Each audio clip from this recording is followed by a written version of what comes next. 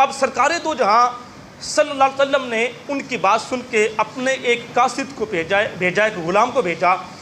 فرمایا کہ جاؤ مکے والوں سے جا کر کہو کہ بھائی تم نے ہمارے حلیف قبیلے بنو خدا پر حملہ کیا ہے، تو یا تو ان کے جتنے آدمی قتل ہوئے ہیں تو تم سب نے مل کے کیونکہ قتل کیے ہیں، لہذا ان کی دیت، ان کا خون بہا تمہیں دینا پڑے گا۔ اور سرکار نے فرمایا اگر یہ بات نہیں مانتے تو ان کو دوسری بات ہماری یہ ہے کہ اگر تم خون بہا نہیں دیتے، دیت نہیں ادا کرتے، تو پھر تم ایسے کرو کہ پھر جو ہے وہ بنو بکر کا قبیلہ، تم مکے والوں اس قبیلے سے لا تعلقی کا اظہار کر دو، پھر بنو بکر سے نپٹنا ہمارا کام ہے کیونکہ اس نے ہمارے حلیف قبیلے پہ حملہ کیا ہے۔ اور سرکار نے فرمایا اگر یہ دو باتیں بھی نہیں مانتے تو تیسری بات پھر یہ ہے کہ جو ہمارا تمہارا معاہدہ ہوا تھا 10 سال کا، وہ پھر معاہدہ ختم ہو گیا۔ اب جب یہ تینوں باتیں کہہ کے قاصد کو سرکار نے بھیجا تو اس قاصد نے آ کے تینوں باتیں جو ہے وہ سرکار کا پیغام پہنچایا، تو اس کافروں کے اندر ایک بندہ اٹھ کر کھڑا ہو گیا، اس نے کہا جاؤ جا کے محمد سے کہہ دو کہ ہمارا اور آپ کا معاہدہ جو ہے وہ ٹوٹ گیا۔ اب وہ قاصد جو ہے پیغام لے کر واپس مدینے کی طرف چل پڑا۔ اب دیکھیں ہر طبقے کے اندر ہر طبقے کے اندر کچھ نہ سنجیدہ لوگ ہوتے ہیں، پڑھے لکھے عقل مند لوگ بھی ہوتے ہیں، تو کافروں کے اندر بھی کچھ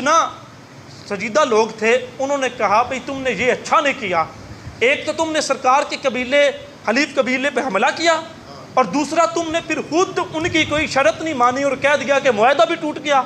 اب دیکھنا محمد تمہیں چھوڑیں گے نہیں۔ اب ان کو پتا تو تھا،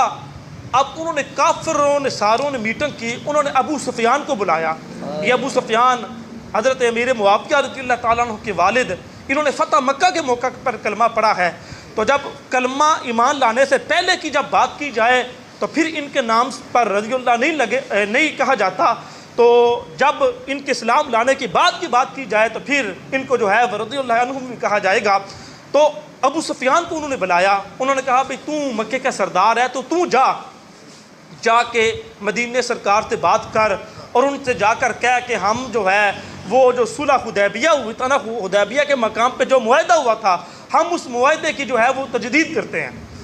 تو ابو سفیان جب مکے میں پہنچانا تو اس نے آ کر سب سے پہلے یار غار ابو بکر صدیق سے ملا اور کہنے لگا کہ اے ابو بکر دیکھ، ہم جو ہے اس معاہدے کی جو ہے وہ دوبارہ جو ہے اس معاہدے کی تجدید کرنا چاہتے ہیں، لہذا ہمیں جو ہے وہ سرکار کی بارگاہ میں لے کر چل۔ تو یار غار ابو بکر صدیق نے فرمایا ابو سفیان دیکھ، جب سرکار کوئی فیصلہ کر لینا